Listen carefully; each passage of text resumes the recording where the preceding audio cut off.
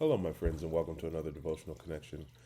I want to share something with you that just continually, I go through it over and over and over again in my head because it just continues to amaze me at the level of love. And it's a concept. And so I want to share this with you. It's Ephesians chapter 1, verse 4. And the entire chapter is just a blueprint of God's love and his plan for us. But I just want to read Ephesians 1, verse 4, and just stick with that.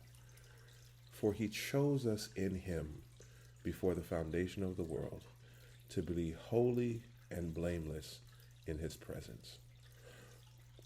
Listen, I'm amazed by that statement for a couple of reasons. Number one, the Bible is a book that we use, study, that God gave us to help us understand him better. But one of the core concepts of the Bible is it's him explaining his great love for us. It's him reaching out to us. It's him pleading with us to love him back. It's him proving himself to us over and over again, when it should be the other way around. He is the God of the universe, the creator of all things. If anyone has something to prove, it's you and I. And yet the Bible repeatedly, over and over again, God is explaining himself, showing his love, showing his care, showing the good and the bad, showing the controversial things that have happened, the things that people have problems with. He doesn't shy away from anything. He even lets you know in the Ten Commandments that he is a jealous God. He is jealous over you. He doesn't want you to go to anyone else. He doesn't want anything to happen to you. He knows that no one can take care of you like him.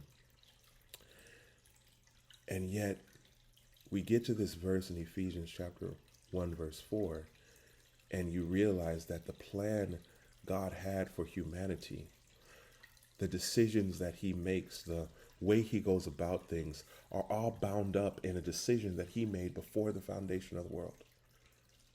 So I'm going to read it to you again. For he chose us in him before the foundation of the world to be holy and blameless in his presence. Before we were ever made, before he laid the first stone for earth, before he put our universe together, before the sun was in the sky, before the moon was governing the night, he made a decision to choose us, to be with him, holy and blameless, and to be in his presence. That is the decision that God made. And since he cannot lie, and he cannot go back on his word, and he knows the end from the beginning, and he doesn't do anything haphazardly, that means that every decision that he has made since that choice is bound by that choice. I was speaking to a friend in church today who was in pain, and I know that things get difficult at times, and we were talking about what Paul said in the Bible about when he was talking about the thorn in his side that he wanted God to remove, and he asked God 3 times. And God's response was, my grace is sufficient for you. And sometimes when you're in that place of pain, hurt, sorrow, fear, you reach out to God and he says, my grace is sufficient for you. And you realize, you think in your head, that can't be, God, it's not enough. I need more. Until you are past the situation, past the pain, past the hurt, or you look back at how long you have endured and you realize that, yes, it is sufficient. His love is enough. Why do I bring that up? I bring that up because every decision that God has made, every choice that he makes, every move that he makes on this chessboard of life, everything that we go through, everything he allows to come our way, everything we endure is bound by the decision that he made before the foundation of the world. I chose you to be with me, to be holy and blameless in my presence. God chose us. And it takes time to get to know him, to believe in him, to trust him, and have faith in what he is doing through the downs of life. It's easy to believe during the ups. It's the downs. It's the hurt. It's the pain. It's the sorrow. It's the fear.